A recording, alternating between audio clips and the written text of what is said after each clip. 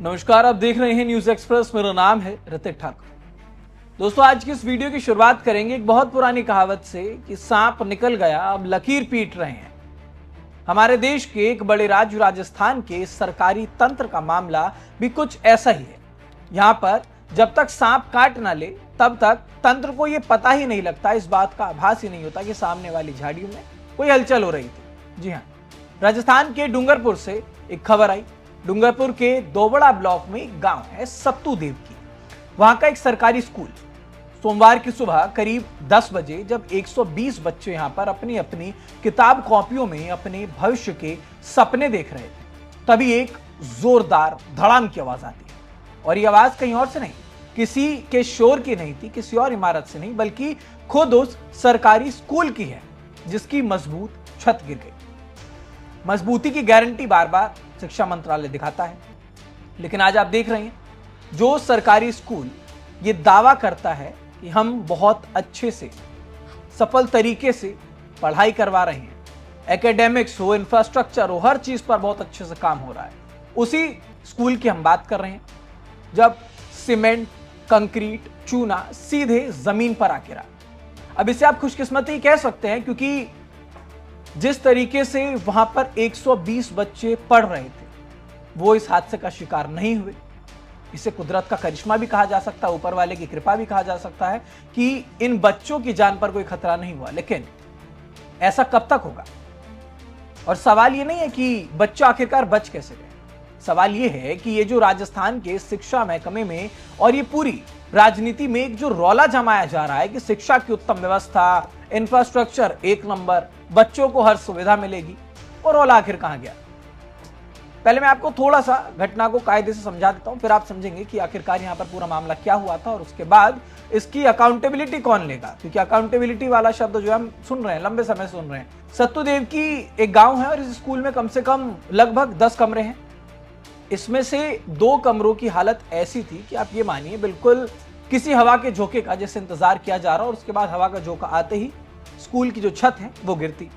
मौसम कैसा है हम सभी को पता है, कभी बारिश कभी हवा, और उसी बीच स्कूल प्रशासन जो है इस बात को बिल्कुल भी गंभीरता से नहीं ले रहा था। उन्होंने कमरे में ताला मार दिया। उन्होंने सोचा कि ठीक है, कमरे की हालत जर्जर है तो मरम्मत कराने से बेहतर है इसमें ताला मार देते हैं। उन्होंने 1 साल से उन कमरों पर ताला ठोक रखा था।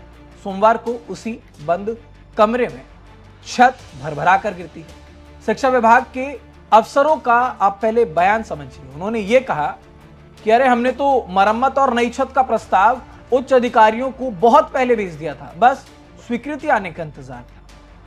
मतलब वाह, जब तक जयपुर के किसी ठंडे एसी कमरे में बैठे कोई बाबू इस बात की स्वीकृति नहीं देंगे, इस कागज पर नीली स्याही से दस्तखत नहीं करेंगे, तब तक शायद वो छत गिरेगी नहीं। वो छत इंतजार करेगी, अधिकारी जब इस पर हस्ताक्षर करेंगे उसके बाद में गिरो। अब आप खुद समझ सकते हैं कि ये लापरवाही की पराकाष्ठा है।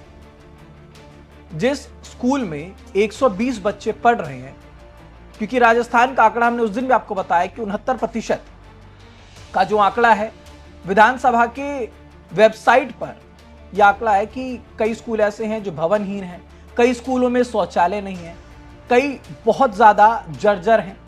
तो इन पर आखिरकार कैसे काम? चलिए, ये तो मैंने आपको बात बताई है डूंगरपुर की।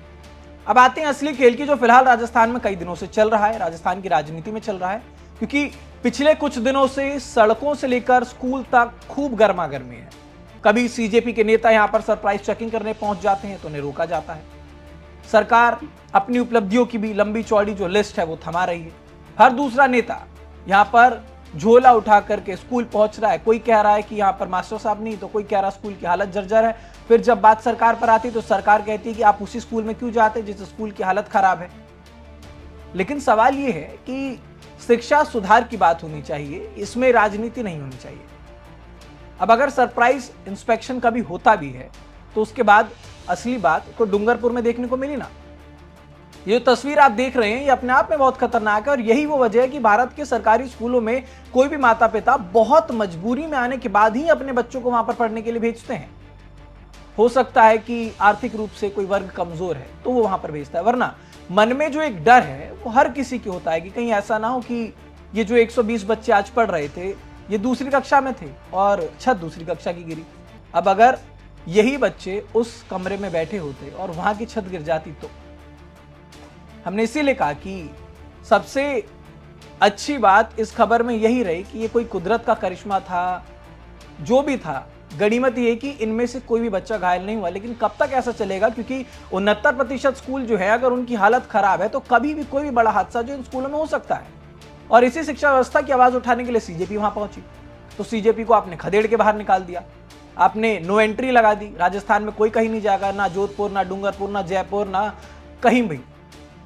तो आखिर ये कब तक चलेगा, क्योंकि व्यवस्था पूरी तरीके से ध्वस्त है और ये बहुत शर्मनाक है। बयानबाजियां लगातार हो रही हैं, लेकिन जिस तरीके की ये खबरें आई हैं उसको देख करके चिंता जरूर करनी चाहिए। सरकार जिस भी कुंभकर्णी नींद में बैठी है उसे जागना चाहिए। और ये 120 बच्चे आज बच गए हैं, लेकिन हो सकता है कि ये जो आंकड़ा है वो थोड़ा बढ़ जाए।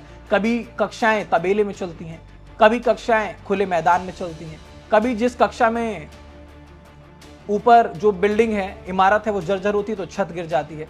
तो इन सब की जिम्मेदारी आखिर कौन लेगा? इन सारी बातों पर फिलहाल आपकी क्या राय है हमें कमेंट बॉक्स में जरूर बताइएगा।